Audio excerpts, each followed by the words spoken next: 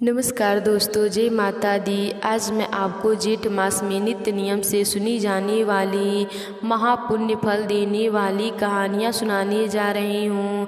तो प्रेम से बोलिए श्री लक्ष्मी नारायण की जय, भगवान गणेश जी की जय। सबसे पहले सुनते हैं श्री गणेश भगवान जी की कथा। तो प्रेम से बोलिए श्री गणेश भगवान जी की जय। माह में जल की पूजा की जाती है। जल का जेठ माह में विशेष महत्व है और जेठ माह में जल का दान अवश्य करना चाहिए। एक गांव में एक ब्राह्मण और ब्राह्मणी रहा करते थे। वह दोनों जेठ माह में प्रतिदिन जा कर के नदी में स्नान करते और वहीं एक पीपल के पेड़ के नीचे चादर ओढ़ कर सो जाते थे, जिससे जो भी पशु पानी पीते आते तो उनको देखकर डर जाते और बिना पानी पिए चले जाते। उस नगर में एक ही बावड़ी थी, वहीं पर जल उपलब्ध था। आसपास के पशु पक्षी बहुत परेशान थे, उनकी वजह से उन्हें पानी भी नहीं मिल पाता था। कई ऐसे जानवर भी थे जो पानी के मारे मर गए थे, उनके प्राण चले गए थे। उन जानवरों के मरने से उन ब्राह्मण ब्राह्मणी को श्राप लग गया। उस श्राप से ब्राह्मण ब्राह्मणी चिड़िया और चीड़ा बन गए और वह बहुत पश्चाताप करने लगे। चीड़ा चीड़ी पेड़ पर बैठते तो पेड़ पर आग लग जाती, आग से उनके पंख जल जाते। अपने दुखी से दुखी होकर दोनों आपस में बातें करने लगे। हम कितने दान पुण्य किए पर हमें कोई फल नहीं मिला। सब दान धर्म पुण्य धरा का धरा रह गया। क्या कारण था जिस वजह से हमें भगवान ने चीड़ा चीड़ी बना दिया? कौन सा पाप था ऐसा जीवन हमें मिल रहा है? ब्राह्मण ब्राह्मणी का एक बेटा था जो उनकी राह घर पर देख रहा था। वह घर पर सोच रहा था कि 2 दिन हो गए हमारे माता और पिता घर नहीं आए, वह कहाँ होंगे, किस हालत में होंगे। बावड़ी पर देखने गया, वह दोनों वहाँ पर भी नहीं मिले। एक चीड़ा चीड़ी मिले, उनकी आवाज़ उसकी माता पिता की तरह थी। उसके माता पिता ने बताया कि हमें अचानक चीड़ा चीड़ी का रूप मिल गया और हमारे पंख भी जल गए। उसका बेटा भगवान से प्रार्थना करने लगा, भगवान से पूछने लगा, हे भगवान, आपने यह मेरे माता पिता को कैसा रूप क्यों दे दिया? क्या कारण था? आप कृपा करके मुझे बतलाइए। तभी विघ्न को हरने वाले भगवान गणपति वहाँ प्रकट हुए और बोले, हे पुत्र, तुम्हारे माता पिता को जीव हत्या का दोष लगा है, उन्हें बहुत ही पीड़ाएं मिलेंगी और अंत में उन दोनों को नरक लोक का दुख भी भोगना पड़ेगा। इतना सुनकर ब्राह्मण पुत्र गणेश भगवान जी के चरणों में गिर गया और अपने माता पिता के मुक्ति का उपाय पूछने लगा। तब विघ्न विनायक भगवान गणेश जी ने कहा, अभी जेठ का महीना चल रहा है, तुम रोज सुबह स्नान करो, सूर्य भगवान को जल अर्पित करो, तुलसी बड़ पीपल सींचो, सभी जीवों को पानी पिलाओ, स्वस्थ करो, जल का दान करो। इस प्रकार पूरे महीने नियम से करने के बाद अपने किए गए पुण्य को अपने माता पिता को अर्पण कर दो। तुम्हारे माता पिता पहले के शरीर में आ जाएंगे, उनके द्वारा अनजाने द्वारा पाप समाप्त हो जाएगा। इतना कहकर गणेश भगवान जी अंतर ध्यान हो गए। गणेश भगवान के बताए अनुसार ब्राह्मण नित्य नियम करने लगा, साथ ही वह गणेश भगवान जी की पूजा पाठ करने लगा। इस प्रकार करते हुए जेठ माह समाप्त हुआ। अपने द्वारा किए गए पुण्य को वह अपने माता पिता को अर्पित कर दिया, जिससे उनके माता पिता पहले के शारीरिक में आ गए। सभी लोग भगवान गणेश का जय जयकार करने लगे। गणेश भगवान जी ब्राह्मण के पुत्र द्वारा किए गए पूजा से फिर प्रकट हुए और बोले, ब्राह्मण पुत्र, पुत्र, तुमने मेरा पूरा जेठ माह में पूजा किया है। मैं तुम्हारे द्वारा किए गए पूजा से प्रसन्न हूँ। तुम मुझसे कोई भी वरदान मांग सकते हो। ब्राह्मण पुत्र ने कहा, प्रभु, आपकी वजह से मेरे माता पिता मेरे साथ हैं और मुझे कुछ नहीं चाहिए।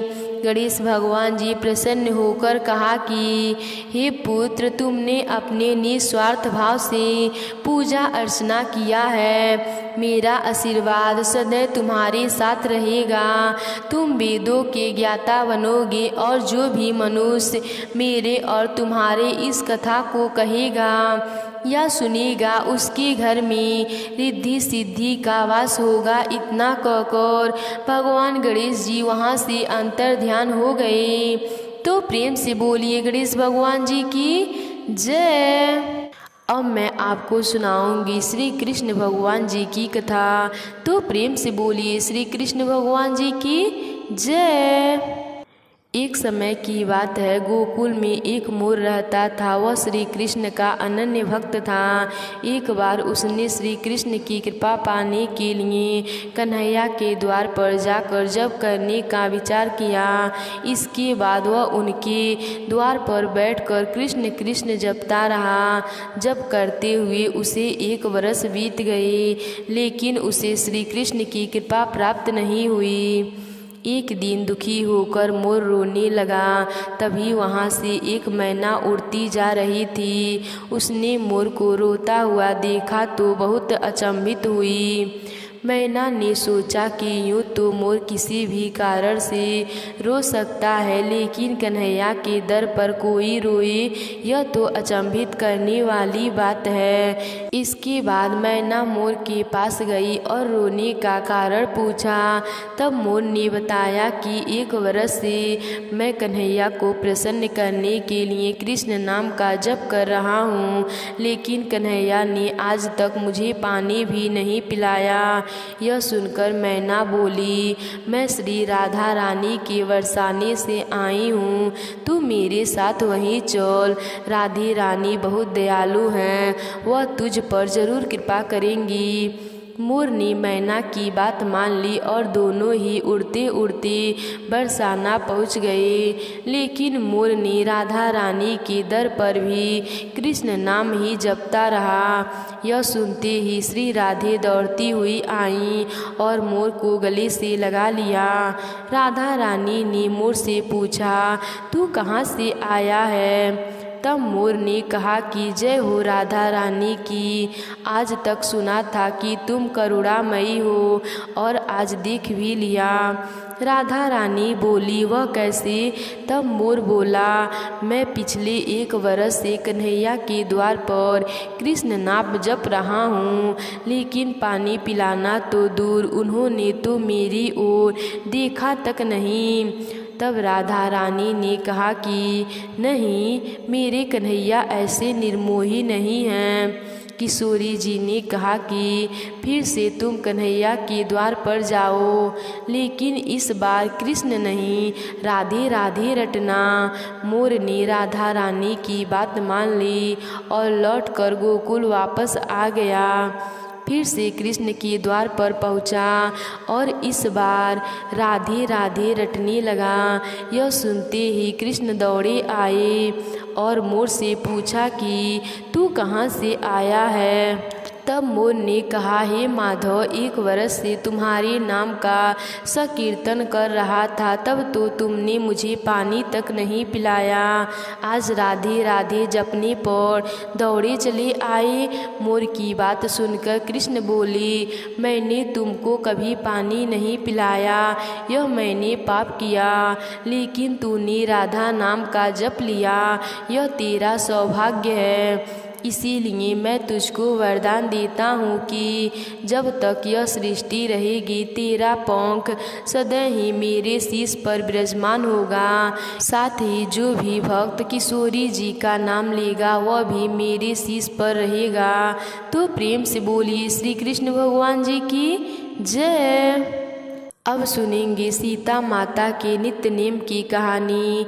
तो प्रेम से बोलिए सीता माता की जय। राम आए लक्ष्मण आए, देश के पुजारी आए, नित्य नेम का नियम लाए। आओ राम बैठो राम, माखन मिश्री खाओ राम, दूध बतासा पियो राम, सूत के पलका ओठो राम, दाल पिसाला आठो राम, राम सवारी सबके काम, खाली घर भंडार भरेंगे, सबका बेड़ा पार करेंगे। जय श्री राम जय श्री राम। यह कहानी माता सीता कहती और भगवान श्री राम जी सुना करते थे। एक दिन भगवान श्री राम किसी काम के लिए बाहर जाना पड़ा तो माता सीता कहने लगी, भगवान मेरा तो 12 वर्ष का नित्य नेम है, अब आप बाहर चले जाएंगे तो मैं अपनी कहानी किसे सुनाऊंगी।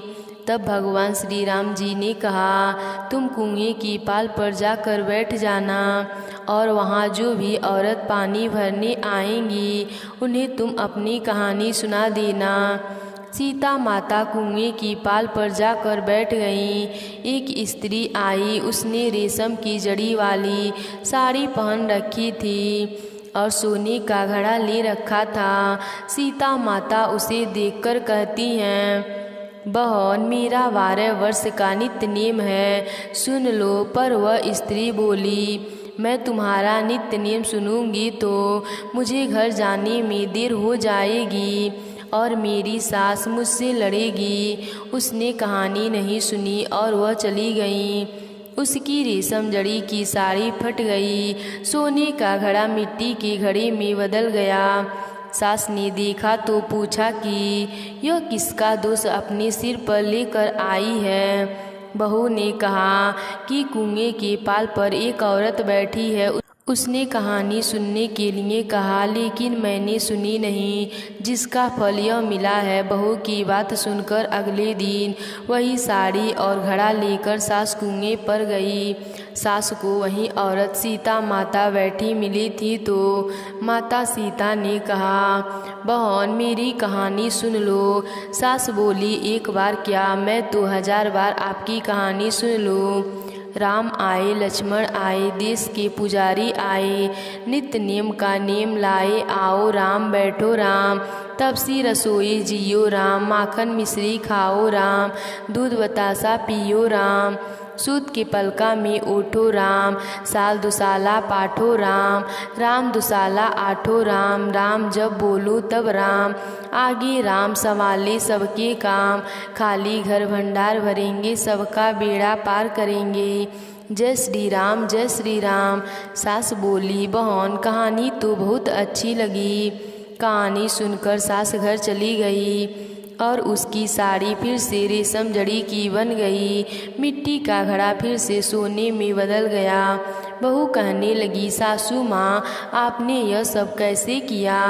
सास ने कहा, बहू तू दोष लगा के आई थी और मैं दोष को उतार कर आ रही हूँ। बहू ने फिर पूछा कि वे कुएं वाली स्त्री कौन है। कि वह माता सीता थी।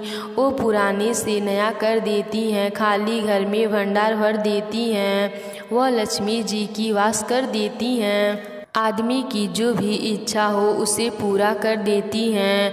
बहू बोली कि ऐसी कहानी मुझे भी सुना दो। सास बोली, ठीक है तुम भी कहानी सुन लो। सास ने कहानी शुरू कर दी। कहानी सुनकर बहू बोली, कहानी तो बहुत अच्छी लगी। सास ने कहा, ठीक है इस कहानी को हम रोज़ कहा करेंगे। अब सास बहू रोज़ सवेरे उठती, नहाती धोती और पूजा करने के बाद नित्य नेम के सीता माता की कहानी कहती। एक दिन उनके वहाँ पड़ोसन की औरत आई और बोली कि बहन जरा सी आँच दे दो। तो वह बोली, आज तो अभी हमने लगाई ही नहीं। पड़ोसन ने कहा कि तुम सुबह 4 बजे से उठकर क्या करती हो। उन्होंने कहा कि हम सुबह उठकर पूजा पाठ करते हैं, फिर माता सीता की नित्य नेम की कहानी कहते हैं। पड़ोसन ने उनकी बात सुनकर कहा कि सीता माता की कहानी सुनने से तुम्हें क्या मिलता है। वे बोली, इनकी कहानी कहने से घर में भंडार भर जाते हैं, सारे काम सिद्ध होते हैं। मन की इच्छा पूरी होती है। पड़ोसन कहती है, बहन ऐसी कहानी तो मुझे भी सुना दो। फिर वह बोली, ठीक है, तुम भी कहानी सुन लो। पूरी कहानी सुनने के बाद पड़ोसन कहने लगी, बहन कहानी तो मुझे बहुत अच्छी लगी। अब वह पड़ोसन भी नित्य नियम सीता माता की कहानी कहने लगी। कहानी कहने से सीता माता ने पड़ोसन के भंडार भर दिए। तो ही सीता माता, जैसे आपने उनके भंडार भरे वैसे सबके भंडार भरना। कहानी कहने वाले सुनने वाले सबकी मनोकामनाओं को पूर्ण करना। तो प्रेम से बोलिए सीता माता की जय। एक समय की बात है, एक गांव में एक परिवार रहता था। उस परिवार में माँ, बेटा और बहू रहते थे। बहू बहुत ही सीधी सादी और शांत स्वभाव की थी, पर सास बड़ा ही झगड़ालू और घमंडी थी। वह अपने बहू के साथ बहुत अत्याचार करती थी, उससे घर का सारा काम करवाती और उसे खाने के लिए एक सूखी रोटी दे देती थी। उसके पति को यह सब पता नहीं था। वह सुबह होते ही खेत में चला जाता और बहू सुबह होते ही काम में लग जाती।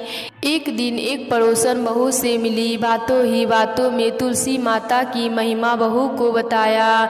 सारी बात सुनकर बहू ने अपने मन में भी तुलसी माता का नित्य नियम करने का निर्णय ले लिया। बहू शाम को तुलसी जी की महिमा की बात अपनी सास को बताई। तब वह बोली, कोई ज़रूरत नहीं है कोई नियम लेने के, घर का काम करो। बहू चुप रह गई। अब बहू सुबह जल्दी उठकर नदी पर स्नान करने गई। वहीं एक घड़े में पानी भरा और तुलसी माता के पौधों को सींचा। वहीं बैठकर तुलसी माता की कहानी सुनी। बहू यही नियम पूरे महीने करने का ले लिया। सास के जागने से पहले बहू घर आ जाती। यही सिलसिला रोज का था। इसी तरह 15 दिन बीत गया। एक दिन सास जल्दी उठ गई। उसने देखा बहू घर में नहीं है। वह समझ गई कि वह जरूर तुलसी सींचने गई है। बहू के वापस आने पर उसने बहू से कुछ नहीं कहा। सास सोच रही थी कि बहू का नियम कैसे छुड़ाया जाए। अगले दिन सास ने उसका मटका बदल दिया। पक्के मटके की जगह कच्चे मिट्टी का मटका रख दिया। सुबह अंधेरे में बहू कच्चे मिट्टी का मटका लेकर नदी पर गई। बहू ने स्नान किया, फिर उसमें मटके में जल भरने के लिए जैसे ही मटका नदी में डुबोया, मटका गल गया और सारी मिट्टी बह गई। बहू यह देखकर रोने लगी। वह तुलसी माता के पास जाकर रोने लगी और रोते रोते बोली, हे तुलसी माता, आज मेरे नियम टूट गए, मुझे क्षमा कर दीजिए। तभी तुलसी माता प्रकट होकर बोली, तुमने आज जल के स्थान पर अपने आंसुओं से सींचा है, तुम्हारा नेम पूरा हो गया। तब बहू ने कहा, माता मैं कल कैसे जल लेकर आऊंगी? यदि मेरी सास को पता चला कि मैंने मटका नदी में बहा दिया है तो वह बहुत गुस्सा होंगी। तब तुलसी माँ ने उसे सोने का एक मटका दिया, जिसे लेकर बहू खुशी खुशी घर आ गई। सास के पूछने पर उसने सारी बात बताई। सास बहुत खुश हुई। उसने अपने बहू से कहा, सोने के मटके में यदि जल लेकर जाओगी तो गांव वाले इसे छीन लेंगे। तू कल फिर जाकर तुलसी माता से रो रो कर दूसरा मटका मांग लेना। बहू बहुत ही सीधी सादी थी। वह अगले दिन तुलसी माता के पास जाकर फिर रोने लगी। तुलसी माता के पूछने पर उसने सारी बात बताई। तब तुलसी माँ ने उसे एक चांदी का मटका दिया। बहू चांदी का मटका लेकर घर आ गई, लेकिन उसकी सास ने वह भी रख लिया और अपने बहू से फिर अगले दिन रोने को कहा। बहू सास के डर से फिर तुलसी माँ के पास बैठकर रोने लगी। तुलसी माँ आकर पूछा, क्यों रो रही हो? बहू ने सारी बात बताई। तुलसी माँ ने कहा, तेरी सास की लालच कभी खत्म नहीं होगी, तू आज मिट्टी का मटका लेके जा। यह कहकर तुलसी माँ ने उसे मिट्टी का मटका दे दिया।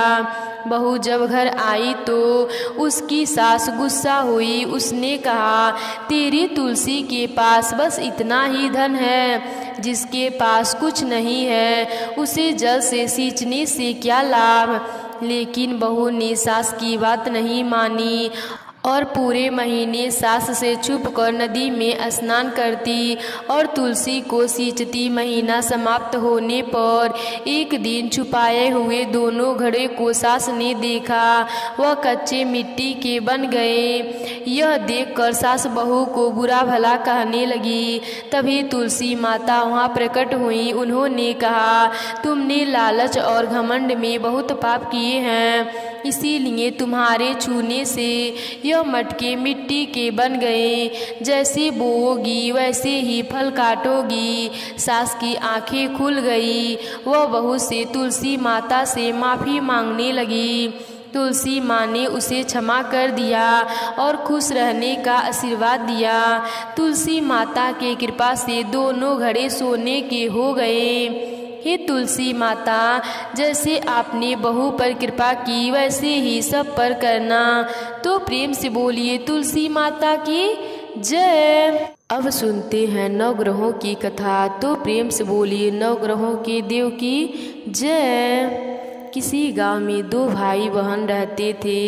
एक बार भाई अपनी बहन से मिलने जा रहा था। रास्ते में एक सांप बैठा था जो भाई को डसने को तैयार था। भाई ने सांप से विनती की, तू मुझे मत डस, क्योंकि मैं अपनी माँ का इकलौता बेटा हूँ और अपनी बहन का भी एक ही भाई हूँ। सांप नहीं माना। उसने कहा कि तेरी नवग्रह की दशा चल रही है, मैं तो तुझे डसूंगा ही। भाई बोला कि ठीक है, तुझे डसना ही है तो डस लेना, लेकिन मुझे अपनी बहन से मिलकर आने दे। सांप फिर बोला कि क्या पता तू इस रास्ते से आए ही ना, इसीलिए मुझे तो अभी डसने दो। भाई ने सांप से कहा कि ठीक है, तुझे मुझ पर विश्वास नहीं है तो तू भी मेरे साथ थैले में बैठकर चल। उसने सांप को अपने थैले में रखा और ऊपर से उस पर फूल पत्ते रख दिए। भाई बहन के घर पहुंचा तो उस समय बहन नवग्रह की कहानी कह रही थी। बहन ने कहा कि भाई तू पहले बैठ जा, पहले मेरी कहानी कहेंगे फिर दोनों बात करेंगे। बहन ने कहानी शुरू की। जीव की, जानवर की, हाथी की, घोड़े की, भाई बहन की, घर के धनी की, लड़की के जमाई की, देवरानी की, जेठानी की, सास को ससुर की, संग की, सहेली की, सबके 9 ग्रह शांत हो जाओ। ग्रह चाले 8 पग, बंदा चाले 4 पग, सांप बिच्छू भंवरे सब आग में जल जाए। कहानी कहकर बहन खड़ी हो गई। बहन ने अब भाई की सुध ली और कहा कि भाई इस थैली में क्या लाया है। भाई बोला, बहन कुछ नहीं लाया हूँ। लेकिन बहन ने ज़बरदस्ती थैला छीन लिया और जब खोला तो उसमें रखे बेल पत्ते व फूल केले संतरे में बन गए और जो सांप रखा था वह हार बन गया। केले संतरे उसने बच्चे को दे दिए और हार खुद पहन लिया। हार पहनकर बाहर आई तो भाई बोला कि बहन तू तो बहुत गरीब है, फिर यह हार कहाँ से आया। बहन बोली कि हाँ भाई, मैं तो गरीब थी और यह हार तो तूने अपने थैले में रख कर लाया है। भाई को आश्चर्य हुआ। उसने कहा कि थैले में तो मैं अपनी मौत का सामान लाया था, यह हार तो मैं तेरे लिए नहीं लाया था। फिर उसने कहा कि मेरे थैले में तो सांप था और तेरी कहानी कहने से यह सांप हार में बदल गया। भाई बोला कि यह तेरे भाग्य का है, इसे तू ही रख। बहन ने भाई से कहा कि तेरी 9 ग्रह की दशा चल रही थी, तू घर जाकर भाभी से कहना कि वह 9 ग्रह की कहानी कहेंगी। भाई घर पहुंचा और अपनी पत्नी से उसने कहा कि मेरी 9 ग्रह की दशा चल रही है, इसीलिए हम 9 ग्रहों की कहानी कहेंगे।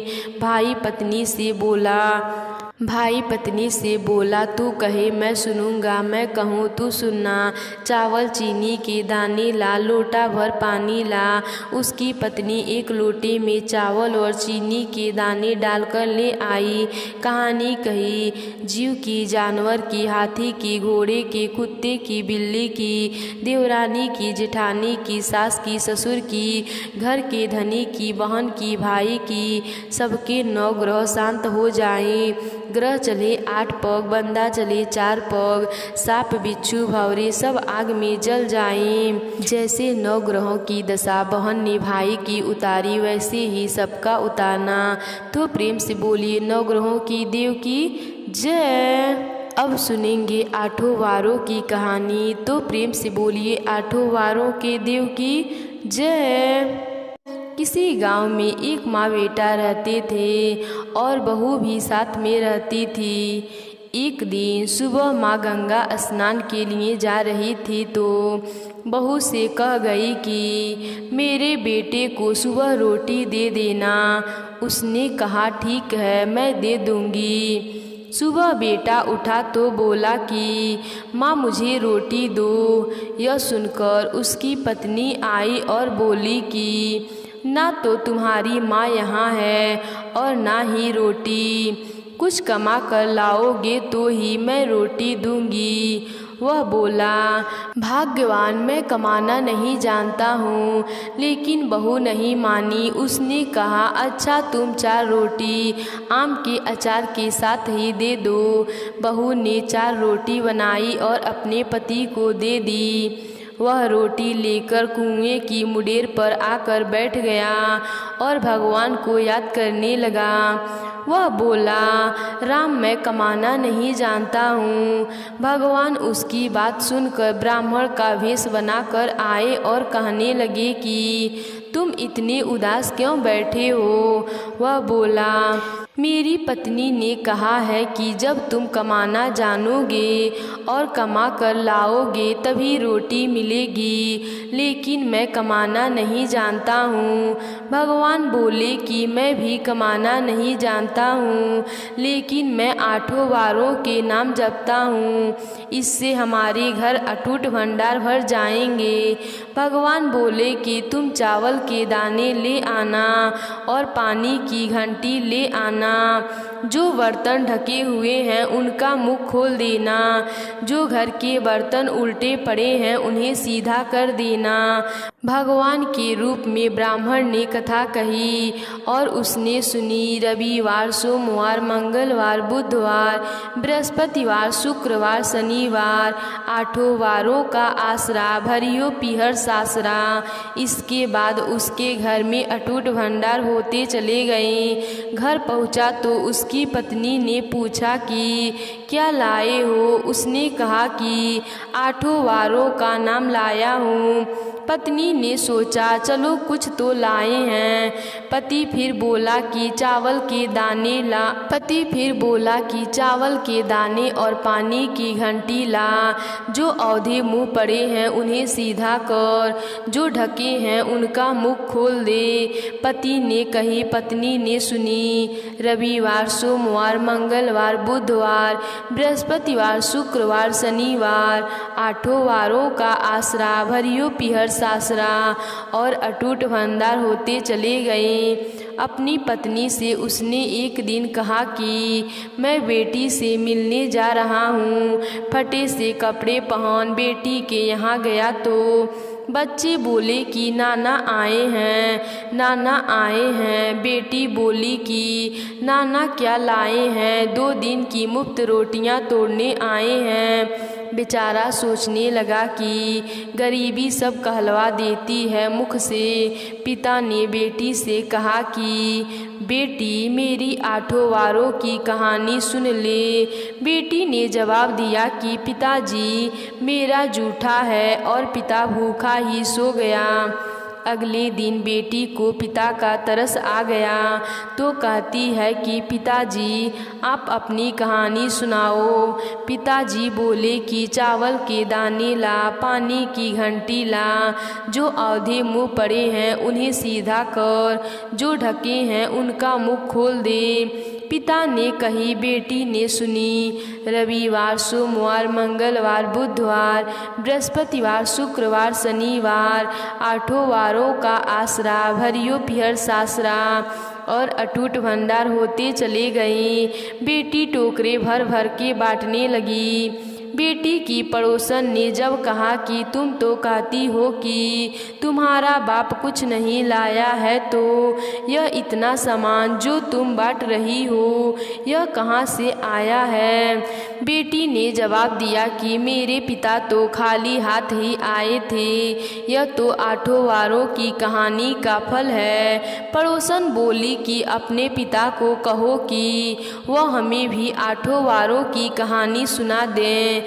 पिता ने कहा कि आज तो मेरा मुंह जूठा हो गया है, लेकिन कल मैं कहानी सुना दूंगा। पिता ने कहा कि आज तो मेरा मुंह जूठा हो गया है, लेकिन कल मैं कहानी सुना दूंगा। दूसरे दिन पिता ने बेटी की पड़ोसन को भी 8 वारों की कहानी सुनाई, जिससे उनके घर में भी अटूट भंडार भर गए। जैसे भगवान के भेष में ब्राह्मण की 8 वारों की कहानी से सबके भंडार भर गए, उसी तरह से कहानी कहने वाले और सुनने वालों के घर में भी भंडार भर जाएं। तो प्रेम से बोलिए 8 वारों की देव की जय। अब सारी कथा को पूर्ण करने के लिए सुनते हैं लपसी तपसी की कथा। एक लपसी था, एक तपसी था। तपसी हमेशा भगवान की तपस्या में लीन रहता था। लपसी रोजाना 1.25 सेर की लपसी बनाकर भगवान का भोग लगाकर जिम लेता था। एक दिन दोनों लड़ने लगे। तपसी बोला, मैं रोज भगवान की तपस्या करता हूँ, इसीलिए मैं बड़ा हूँ। लपसी बोला, मैं रोज भगवान को 1.25 सेर लपसी का भोग लगाता हूँ, इसीलिए मैं बड़ा हूँ।